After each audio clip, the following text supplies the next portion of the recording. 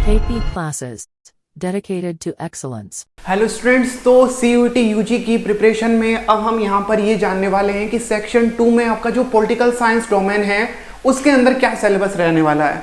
बहुत सारी यूनिवर्सिटीज़ ऐसी हैं जो कि सेक्शन 2 में पॉलिटिकल साइंस किसी पर्टिकुलर सब्जेक्ट के लिए, किसी पर्टिकुलर कोर्स के लिए डिमांड कर सकती है, तो वहाँ पर हमें उस कोर्स में डोमेन सब्जेक्ट में अच्छे मार्क्स लेकर आना बहुत ज़्यादा ज़रूरी है।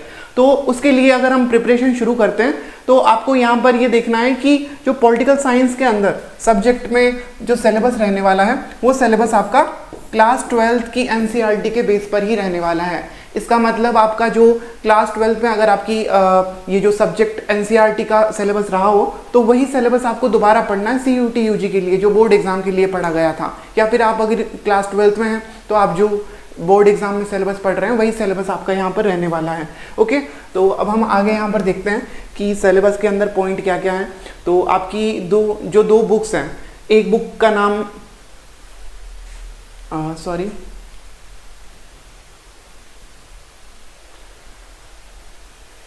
तो जो दो बुक्स हैं आपकी, उसमें एक पहली जो बुक है आपका उस बुक का नाम है politics in India since independence. उसके अंदर जितने भी चैप्टर हैं आपके CBSE में कुछ चैप्टर्स हट गए हों, कुछ सिलेबस को कम कर दिया हो, ऐसा हो सकता है, लेकिन फिलहाल जो CUET UG का सिलेबस है ना वो उतना ही है जितना NCERT की बुक में चैप्टर दिए हुए हैं। तो आपको वो सभी चैप्टर्स पढ़ने होंगे। तो एक एक करके हम उन सभी चैप्टर्स के नाम को देखते हैं और उनके अंदर जो आपके बेसिक हेडिंग्स दे रखी है ना उसी को ही सिलेबस में डिटेल में दिया हुआ है। तो यहाँ पर है पहला, era of one party dominance. Okay, इसको हम एक बार बड़ा कर लेते हैं।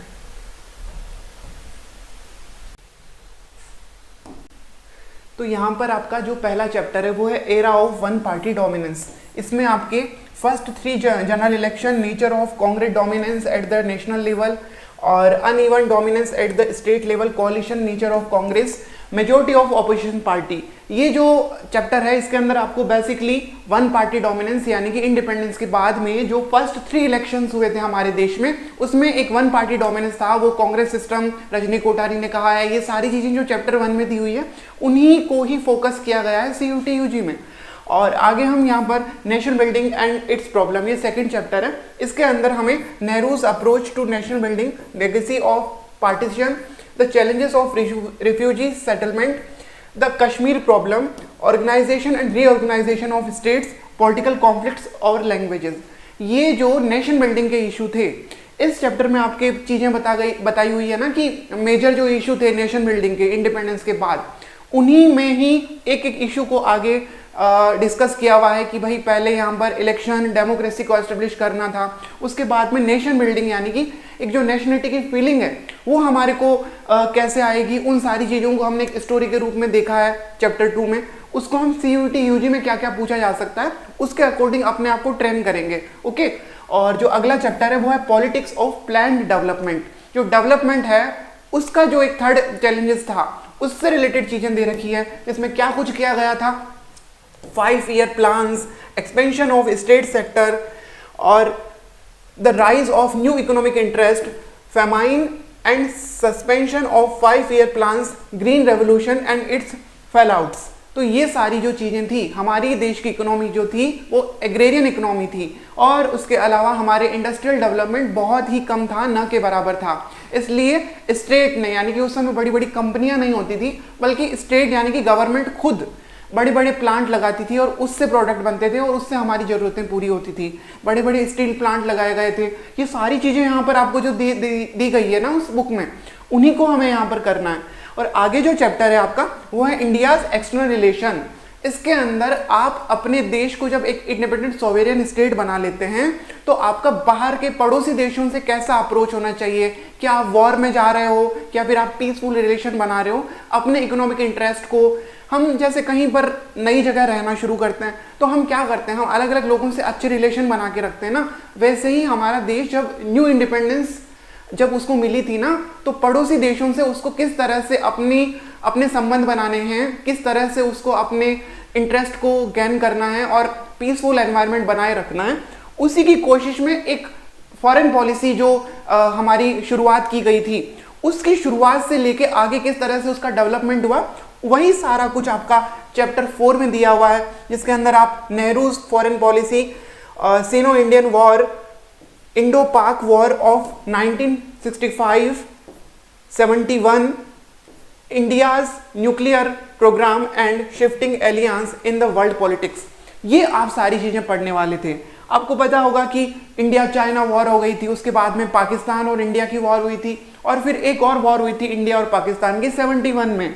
उसके बाद में न्यूक्लियर प्रोग्राम इंडिया ने शुरू किया था, और न्यूक्लियर प्रोग्राम के बाद में वर्ल्ड पॉलिटिक्स है, उसका क्या अप्रोच रहा, ये सारा कुछ आपको दिया हुआ है। कुछ एडिशनल टॉपिक्स भी आपके काम आएंगे यहाँ से जनरल टेस्ट के अंदर, जनरल नॉलेज में। ओके, तो ये आपकी जो डोमेन का पेपर है ना, वो काफ़ी आपके लिए हेल्पफुल होने वाला है। आगे हम देखते हैं और क्या क्या चैप्टर्स दे रखे हैं। तो हम यहाँ पर अगला जो 5वां चैप्टर है उसके अंदर क्या कुछ पढ़ने वाले हैं डोमेन सब्जेक्ट में, वो challenges to and restoration of Congress system, political succession after Nehru, non Congressism and electoral upset of 1967, Congress split and reconstitution, Congress victory in 1971 election, politics of गरीबी हटाओ। ये जो हमारा 5वां चैप्टर है, ये चैप्टर फर्स्ट के आगे की चीजें दे रखी है। हमने चैप्टर 1 में ये देखा था ना कि कांग्रेस सिस्टम था, उसके बाद में फर्स्ट 3 इलेक्शन कैसे हुए थे, फर्स्ट 3 इलेक्शन के बाद में क्या कुछ चेंजेस आए, और रेस्टोरेशन ऑफ कांग्रेस सिस्टम क्या था, यानी कि कांग्रेस सिस्टम क्या है, उसको हम पहले चैप्टर में पढ़ने के बाद में हम आगे की जब इलेक्शन की जर्नी पढ़ेंगे ना, हमारे देश में कैसे इलेक्शंस हुए थे। इंदिरा गांधी आई थी, गरीबी हटाओ का उन्होंने एक नारा दिया था, और उसके साथ में उन्होंने जो कांग्रेस के अंदर कुछ चेंजेस किए थे, तो कांग्रेस के अंदर ही कुछ लीडर्स उनके अगेंस्ट थे, तो उन्होंने अपना एक अलग स्प्लिट करके अपना एक पार्टी बनाया, कैसे कुछ उसका इलेक्शन हुआ, ये सारी चीजें इसके अंदर बताई हुई है। बिल्कुल एक कहानी के रूप में हमें इन चीजों को पढ़ना है। अगर हमें सारे फैक्ट याद करने हो तो काफी मुश्किल होगा, लेकिन अगर हम उसे स्टोरी के रूप में देखेंगे ना तो काफी इजी होने वाला है आपका। फिर हमारा जो 6th चैप्टर है वो है crisis of the constitutional order. इस चैप्टर के अंदर आप जो जो टॉपिक्स पढ़ने वाले हैं वो है search for committed bureaucracy and judiciary, Navnirman movement in Gujarat and the Bihar movement, emergency, context constitutional and extra constitutional dimension, resistance to emergency, 1997 election and the formation of Janata Party, rise of civil liberties organizations। तो ये जो आपका chapter 6 है ना, इस chapter के अंदर आप एक कॉन्स्टिट्यूशन क्राइसिस आया था हमारे देश में, इमरजेंसी लगी थी। कब लगी थी इमरजेंसी? 1995। उस समय जब क्या कुछ हमारे देश के अंदर चेंजेस हो रहे थे, किस तरह से हमारे देश के अंदर लोगों को अपनी सिविल लिबर्टीज से लिमिटेड कर दिया गया था, और ये सारी चीज़ों के बाद में एक नई गवर्नमेंट आती है जो कि नॉन कांग्रेस गवर्नमेंट होती है जनता पार्टी की। उसके अंदर क्या कुछ चेंजेस आते हैं, और सिविल लिबर्टी ऑर्गेनाइजेशंस कौन से होते हैं, गुजरात में कौन सा मूवमेंट हुआ था, बिहार में कौन सा हुआ था, उससे इम्पैक्ट क्या हुआ था इंदिरा गांधी को कि उन्होंने इमरजेंसी लगाई, और आगे ऐसे क्या प्रोविजन किए गए जिससे फ्यूचर में कभी भी डेमोक्रेसी को थ्रेट ना हो। तो ये सारी चीज़ें हमने जो पढ़नी है वो चैप्टर 6 में पढ़नी है। तो ये सारे चैप्टर इंटर रिलेटेड है, एक बात तो आपको समझ में आ ही गई होगी। आगे जो है चैप्टर जो बचे हुए हैं वो है हमारा 7, 8, 9 और 10, उसको हम एक एक करके जल्दी से देख लेते हैं। तो जो चैप्टर 7 है ना, वो है रीजनल एस्पिरेशन एंड कॉन्फ्लिक्ट्स। हमें पता है हमारे देश में बहुत सारे स्टेट्स हैं, इतनी सारी पॉपुलेशन है, छोटी छोटी रीजन में हमारे कहीं डेवलपमेंट कम है, कहीं ज़्यादा है। ऐसी कंडीशन में जो रीजनल एस्पिरेशन होती है कि भाई देश का डेवलपमेंट हो रहा है, बट क्या हर व्यक्ति का डेवलपमेंट हो रहा है, हर कम्युनिटी का डेवलपमेंट हो रहा है, ये सारी चीज़ें कहाँ पर मिलेगी? ये सारी चीज़ें हमें रीजनल एस्पिरेशन वाले चैप्टर में दिखने को मिलेगी, जिसमें हम ये चीज़ें पढ़ेंगे कि rise of regional parties, Punjab crisis and the anti Sikh riots end of 1984, the Kashmir situation, challenges and responses in the north east. Okay, आपको यहाँ पर पंजाब क्राइसिस के बारे में पढ़ना है, सिख रियोट्स कौन से हुए थे, खालिस्तान मूवमेंट क्या था, कश्मीर की सिचुएशन क्या थी, कश्मीर में कौन कौन से मूवमेंट हो रहे थे, क्या कॉन्फ्लिक्ट आ गए थे, क्या कुछ वहाँ पर चैलेंजेस आ गए थे, इन सारी चीज़ों को हमें देखना है। उसके बाद में challenges and response in the north east. हमें पता है हमारे नॉर्थ ईस्ट स्टेट्स के अंदर जो 7 स्टेट्स हैं, पहले 6 स्टेट थे, फिर 7 हुए, उनके अंदर जो लोग रहने वाले हैं उनको भी हमें नेशनल इंटीग्रेशन में जोड़ने के लिए काफ़ी वक्त लगा, और उसके लिए जो चैलेंजेस थे और कैसे हमारे नेशनल जो पॉलिसीज थी उन्होंने हमारे देश के साथ इंटीग्रेशन किया सक्सेसफुली। और हम आगे ये भी देखते हैं सिक्किम का भी इंटीग्रेशन जो हुआ था, उससे फिर नॉर्थ ईस्ट के 7 स्टेट्स बने थे। ये सारी चीज़ें भी आपकी यहाँ पर कवर हो जाएगी। आगे क्या आएगा, आगे आएगा आपका, आगे के चैप्टर में क्या आने वाला है, आगे हम rise of new social movement के बारे में पढ़ेंगे। इसमें आप farmers movement, women's movement, environment and development affected people movement and implementation of Mandal commission report and its aftermath, ये सारी चीजें पढ़ने वाले हैं। एक सोशल मूवमेंट क्या होता है, सोसाइटी के लोग, कम्युनिटी अपने कुछ डिमांड्स के लिए साथ में कलेक्टिव एफर्ट्स करके कुछ अपनी कोशिश करती है मूवमेंट के थ्रू, जिससे गवर्नमेंट को अपनी डिमांड के अकॉर्डिंग उनको मनाया जा सके और अपने उन एस्पिरेशन को पूरा किया जा सके। उसमें जो ग्रुप होता है वो सिमिलर इंटरेस्ट वाले लोगों का होता है, जैसे फार्मर्स एक जैसा काम करते हैं, उनके इकोनॉमिक्स इंटरेस्ट एक जैसे हो सकते हैं। उसके अलावा वुमन जो है वो सदियों से ऑप्रेस्ड रही है, उनकी जो लिबर्टी की चीज़ है एक डेमोक्रेटिक गवर्नमेंट में, एक डेमोक्रेटिक कंट्री में, तो उनके लिए उनको अपनी सोशल लिबर्टी चाहिए, उसके लिए वो मूवमेंट हो सकता है। उनके अगेंस्ट अगर क्राइम हो रहा है तो क्राइम के अगेंस्ट भी कुछ मूवमेंट हो सकते हैं। उन सारी चीज़ों की क्या हिस्ट्री रही है जिससे आज के हम देश में काफ़ी कुछ चेंजेस पा रहे हैं, उनको सबको हमें यहाँ पढ़ना है। और environment and development affect people's movement में क्या देखना है कि जब इंडस्ट्री लगती है तो वहाँ के आसपास के लोग जो वहाँ रहते हैं उनको काफ़ी कुछ प्रॉब्लम आती है, काफ़ी चैलेंजेस आते हैं, तो वो अपनी प्रोटेक्शन के लिए जो मूवमेंट करते हैं, जो वहाँ पर आंदोलन करते हैं, उन आंदोलन को हम कहाँ पर पढ़ने वाले हैं इस चैप्टर में, उससे क्या इफेक्ट हुआ।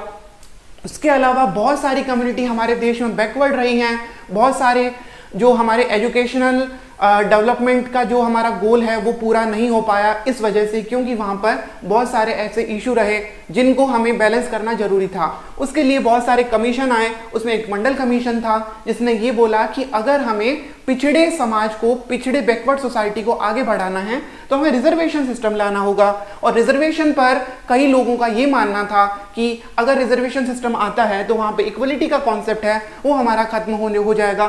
तो ऐसी सिचुएशन के अंदर दोनों तरफ से मूवमेंट हुए थे, आंदोलन हुए थे, और उनके अंदर क्या कुछ चेंजेस आए उनको हम पढ़ने वाले हैं चैप्टर 8 में। और जो चैप्टर 9 है, चैप्टर 9 के अंदर हम देखेंगे कि democratic upsurge and coalition politics. यहाँ पर आप डेमोक्रेसी की एक नई दुनिया देखने वाले हैं जिसमें छोटी छोटी पार्टीज मिलके एक गवर्नमेंट बनाती है, जिसके अंदर हर रीजनल एस्पिरेशन को भी शामिल किया जाता है। वहाँ पर छोटी बड़ी पार्टी सब अपनी वहाँ पर गवर्नमेंट के अंदर कंट्रीब्यूशन देते हैं, और वहाँ आपकी जो गवर्नमेंट बनती है उसे कहते हैं कोalition गवर्नमेंट। और वो जो गवर्नमेंट होती है वो जो अपना वर्क करती है वो काफ़ी ज़्यादा उन चीज़ों को लेकर करती है जो छोटी पार्टियां भी चाह रही होती है। ऐसी कंडीशन में कई बार जो गवर्नमेंट का वर्क होता है वो काफ़ी स्लो भी हो जाता है, लेकिन उसके अपने फ़ायदे और नुकसान होते हैं। तो इसके अंदर हमारे देश में हम देखते हैं कि कोalition गवर्नमेंट जो 90s के बाद का दौर आया था, उस दौर में हमने ये सारी चीज़ें देखी थी कि किस तरह से participatory upsurge in 1990s, rise of Janata Dal and BJP, the increasing role of regional parties and coalition politics, और यूनाइटेड फ्रंट और एनडीए गवर्नमेंट आई थी। उसके बाद में हम इलेक्शन देखते हैं 2004 का और यूपीए गवर्नमेंट देखते हैं। उसके बाद में 2008 में भी यूपीए गवर्नमेंट आई थी, और 2014 के बाद में हम बीजेपी गवर्नमेंट को देख रहे हैं, जो कि कोalition पॉलिटिक्स वहाँ पर एंड हो जाती है और आगे की चीज़ें शुरू होती है। और अब जो लास्ट चैप्टर है हमारा, उसके अंदर हम देखने वाले होंगे कि रिसेंट इश्यूज एंड चैलेंजेस। इसके अंदर आप अभी के जो कंटेम्प्रेरी इश्यूज हैं वो क्या क्या हैं और उनको कैसे टेकल किया जाता है आफ्टर इंडिपेंडेंस इंडिया की पॉलिटिक्स और इंडिया के गवर्नेंस सिस्टम में।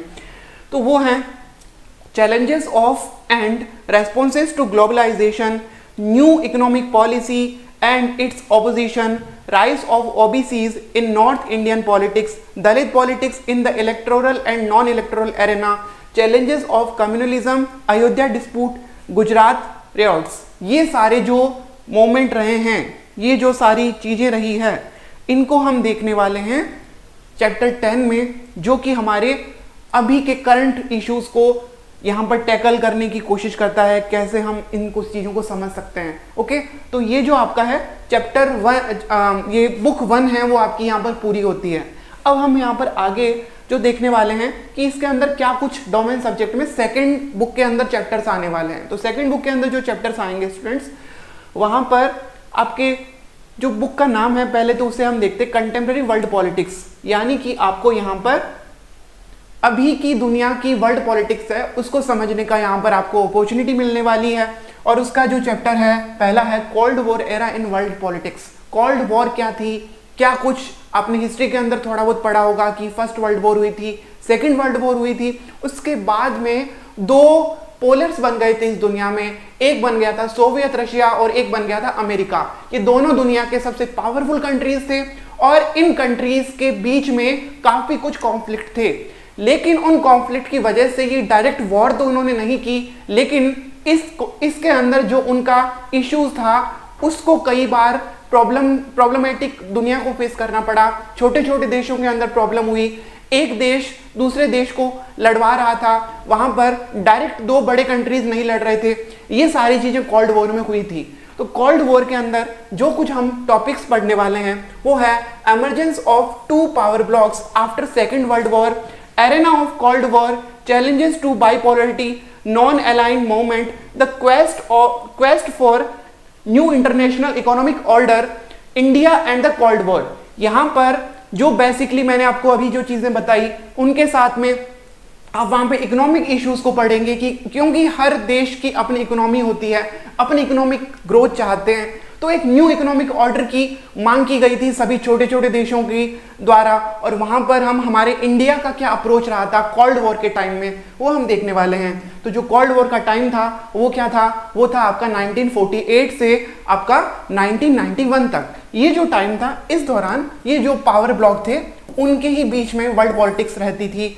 हर छोटे देश को बड़े देशों के साथ में कैसे रिलेशन रखना है, कैसे दुनिया चलेगी, ये सारी चीजें हम इस चैप्टर में देखने वाले हैं। अगला जो चैप्टर है वो वर्ल्ड पॉलिटिक्स की हिस्ट्री ही आपको बता रहा है। तो इस चैप्टर के अंदर अगला जो चैप्टर है वो है disintegration of second world and the collapse of bipolarity, यानी कि कोल्ड वॉर कैसे एंड हुआ, सोवियत रशिया का कैसे कोलैप्स हो गया और उसके बाद में new entity in world politics, Russia, Balkan state and the central Asian state, introduction to the democratic politics and the capitalism in post communist regime. Okay, जो कम्युनिस्ट रिजीम थी जब सोवियत रशिया था, तो सोवियत रशिया जब collapse हो गया तो छोटे छोटे टुकड़ों में बहुत सारे देश बने, उन देशों के अंदर कैसे डेमोक्रेसी आई और क्या कुछ यहाँ पर हम मतलब चेंज देखते हैं, इस सब को पढ़ेंगे। और India relation with Russia and other post communist country. Okay, जो सोवियत रशिया था वो एक रशिया कंट्री और अदर बाल्कन स्टेट्स थे वो सारे अपनी डेमोक्रेसी में चले गए, जिसके अंदर हम ये अलग अलग देशों को देखते हैं, चेकोस्लोवाकिया और आपका युगोस्लाविया, ये सारे जो देश थे इन सारे देशों को हम इंडिया के साथ में क्या रिलेशन रखते हैं और कैसे उनके साथ में हमारा इकोनॉमिक कॉन्टेक्ट रहा है और कल्चरल कॉन्टेक्ट रहा है, इन सारी चीज़ों को हम यहाँ पर पढ़ने वाले हैं। अगला जो चैप्टर है वो है यूएस डोमिनेंस इन वर्ल्ड पॉलिटिक्स। इसके अंदर हम growth of utilitarianism, Afghanistan, first gulf war, response to 9/11 and attack on Iraq, dominance and challenges to the US in economy and ideology, India's renegotiation of its relationship with the USA। ये सारी चीजें हम पढ़ने वाले हैं कि कैसे जब यूनिपोलर वर्ल्ड बन गया, कोल्ड वॉर एंड हुआ ना, उसके बाद में यूएस एक बहुत बड़ी कंट्री के रूप में सामने आया जो अमेरिका है। हर चीज में अमेरिका कल्चर में आ गया, अमेरिका इकोनॉमी में आ गया, अमेरिका पावर में, मिलिट्री में, सब जगह अमेरिका स्ट्रांग था। तो यूएस का जो डोमिनेंस है और फिर 9/11 जो एक टेरर अटैक हुआ था 2001 में, वो किस तरह से पूरी दुनिया को चेंज करता है और टेररिज्म के अगेंस्ट एक वॉर शुरू करता है यूएसए, और इंडिया उसके अंदर कैसे पार्टिसिपेट करता है और बहुत सारी चीज़ें आइडियोलॉजी की, ये सारी चीज़ें हम देखने वाले हैं इस चैप्टर 3 में। और उसके बाद में हम चैप्टर शॉर्ट में हम एक बार इन चीज़ों को देखेंगे, उसके बाद में जब एक एक चैप्टर को हम शुरू करेंगे तो इनको हम डिटेल में जानेंगे। ओके, तो आपका चैप्टर 3 हो गया, अब चैप्टर 4 पर आते हैं। चैप्टर जो 4 है वो है alternative centre of economic and political power. Okay, इसके अंदर आप rise of China as a economic power in post Mao era, creation and expansion of European Union, ASEAN, India's changing relation with China, ये सारी चीजें आप पढ़ने वाले हैं। इसके अंदर क्या कुछ है, ऑब्वियसली बेसिकली अमेरिका के अलावा और कौन से पावर ब्लॉक्स आए, कौन सी न्यू एमर्जिंग सुपर पावर बनने लगी, वो सारी चीजें हम पढ़ने वाले हैं। सुपर पावर नहीं कह के हम उन्हें एमर्जिंग पावर कहेंगे यहाँ पर, क्योंकि वो चीजें कंपेरेटिवली यूएस से अभी तक बड़ी पावर नहीं बन पाई है। तो वो ग्लोबल पावर के रूप में जो पॉलिटिकल और इकोनॉमिक पावर जो इनका हमें दिखता है, तो वो है rise of China as a economic power in post Mao era. तो माओ का एरा था, और माओ के बाद में जो लीडर्स आए उन्होंने कैसे चाइना को स्ट्रॉन्ग किया, और आज चाइना एक बड़ी इकोनॉमी बनी हुई हमारे सामने है। चाइना हर फील्ड में अपना काम कर रही है। मिलिट्री के फील्ड में अभी तक उससे आगे नहीं निकल पाई है यूएसए से, लेकिन इकोनॉमी में अभी उसको चैलेंज दे रही है, और बहुत सारा कुछ जो जियोपॉलिटिक्स है उस पर भी इम्पैक्ट दे रही है चाइना। ये सारी चीज़ें हम यहाँ पर पढ़ने वाले हैं। उसके बाद में जो चैप्टर 5 है वो है south Asia in the post cold war era. South Asia कौन सा है कि भाई ये जो दुनिया है, ये एशिया हो गया आपका, ये यहाँ पर ऑस्ट्रेलिया हो गया, और ये यहाँ पर आपके ये ईस्टर्न एशियन कंट्रीज हो गई, और यहाँ पर आपका एशिया के नीचे यहाँ पर इंडिया आ जाता है हमारा। तो ये जो इंडिया के आसपास का एरिया है ना, इधर हमारा मिडल ईस्ट शुरू होता है, और मिडल ईस्ट से हम यहाँ पर चलते हैं जो ये थाईलैंड और ये जो म्यांमार का हमारा कंट्रीज का एरिया है, और यहाँ पर जो नीचे मालदीव और श्रीलंका का एरिया है, उसको हम यहाँ पर देखने वाले हैं कि यहाँ की पॉलिटिक्स जो है वो हमारे देश को बहुत इम्पेक्ट करती है। इसलिए जो इंडिया का पार्ट है और इंडिया के आसपास का पार्ट है उसे हम यहाँ पर साउथ एशिया कहते हैं, और साउथ एशिया की पॉलिटिक्स इंडिया को डायरेक्ट क्या करती है, इम्पेक्ट देती है। तो ये सारी चीजें यहाँ पर बताई हुई है कि south Asia in the post cold war era, democratisation and it's reversal in Pakistan and Nepal, ethnic conflicts in Sri Lanka, impact of economic globalization on the region, conflict and efforts for the peace in South Asia, India's relation with neighbors। यानी कि आपको यहाँ पर पाकिस्तान, नेपाल, श्रीलंका और south Asia, Bangladesh और ये सारे देश हैं, इनके अंदर क्या कुछ छोटे बड़े चेंजेस आए हैं उनको यहाँ पर आपको देखना है। तो इंडिया के आसपास के जो कंट्रीज हैं उनका एक जो यूनियन है वो है सार्क, और सार्क की पॉलिटिक्स इंडिया को इम्पैक्ट करती है। ओके, आगे आप यहाँ पर छठे चैप्टर के अंदर देखेंगे इंटरनेशनल ऑर्गेनाइजेशन। इंटरनेशनल ऑर्गेनाइजेशन जो होते हैं उसके अंदर हम यूनाइटेड नेशन, इकोनॉमी के जो ऑर्गेनाइजेशन WTO हो गया, IMF हो गया, ये क्या कुछ कैसे काम करते हैं, इनका गोल क्या है, ऑब्जेक्टिव क्या है, ये सारी चीजें हमें इस चैप्टर में मिलने वाली है। इसके अंदर आप बेसिक इंट्रोडक्शन आप क्लास 10 तक शायद पढ़ चुके होंगे, क्लास 12th में इनका कुछ एडवांस वर्जन आपके सामने आएगा। इसके अंदर आपको इसके स्ट्रक्चर के बारे में, इनके फंक्शन के बारे में पढ़ना होगा, और इसके अंदर जो भी चीजें बताई हुई है वो आपके लिए काफी रिलेवेंट होने वाली है जनरल टेस्ट में भी। ओके, तो आपको इस चैप्टर में ये सारी चीजें आ जाएगी। फिर आता है सिक्योरिटी इन कंटेम्पररी वर्ल्ड।